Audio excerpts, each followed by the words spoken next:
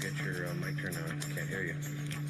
It was Sunday afternoon, and we had one more man who was going to show up. And he was coming over to meet a 14-year-old boy.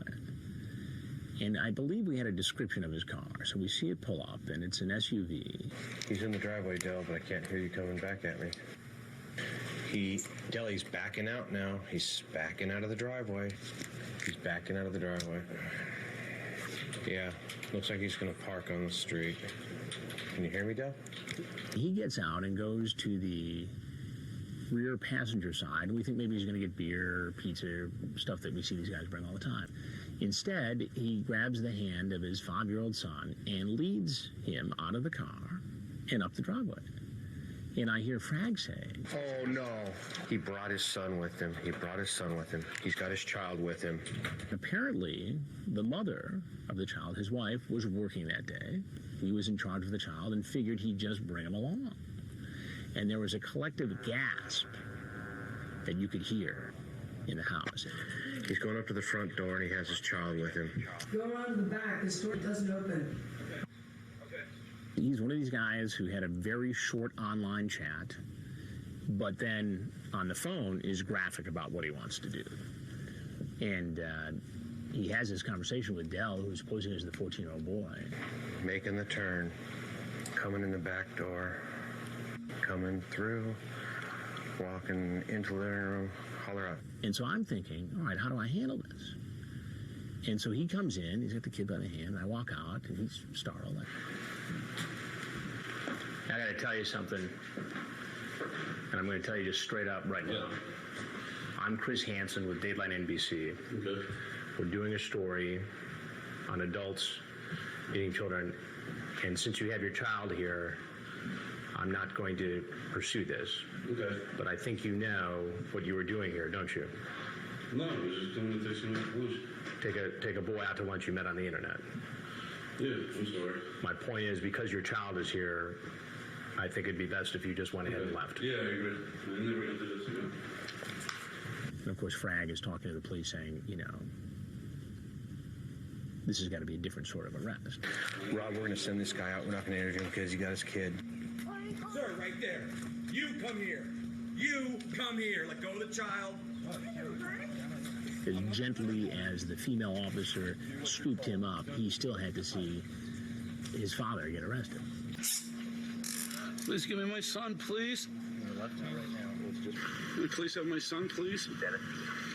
Did somebody get the car seat out of his vehicle? You got to remember that these guys who work with me on these investigations have done other investigations with me in some of the darkest parts of the world and exposed some of the most tragic things you can see happen to kids and people.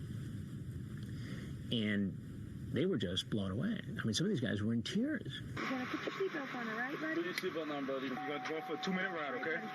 Based upon his interview with police, the chat log, and everything else, it doesn't seem like he was going to involve the child in any sex act. It seemed like he was going to set the kid up in a room with a DVD and go do whatever he was going to do with this, 14-year-old in another location of the house.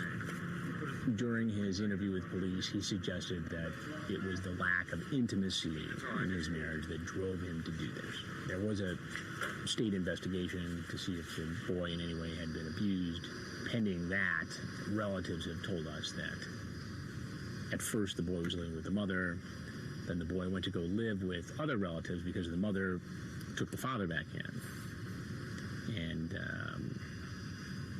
And that was the situation. PhotoFix Clifford Wallach. PhotoFix was a fast mover. At 2:24 in the afternoon, he started chatting online with a decoy posing as a 14-year-old boy. At 3:57, he was parking in front of our home. Wallach actually blames his wife, the woman who's working at a high-end retail store an hour away. He blames his wife because she, he says, in the interrogation, won't have oral sex with him. So he's got to drive across town and try to hook up with a 14-year-old boy or someone he thinks is a 14-year-old boy. It is absolutely one of the most outrageous things in a long list of outrageous events I have witnessed covering this story. It is absolutely among the most, if not the most outrageous thing I've ever seen in 17 years of investigating predators. This child would have to live outside of the home, away from his mother, because she wanted to stay with him after what he did. And ultimately, she went on to have another child with Clifford Wallach. And still, the son had to live at the residence of relatives. Wallach terminated his parental rights for his son. Wallach served his 5 years in the Florida state prison system and then served another 10 years probation. He's not on probation anymore, but he remains on the sex offender registry list for the rest of his life. He is still married to the wife he had at the time of the offense,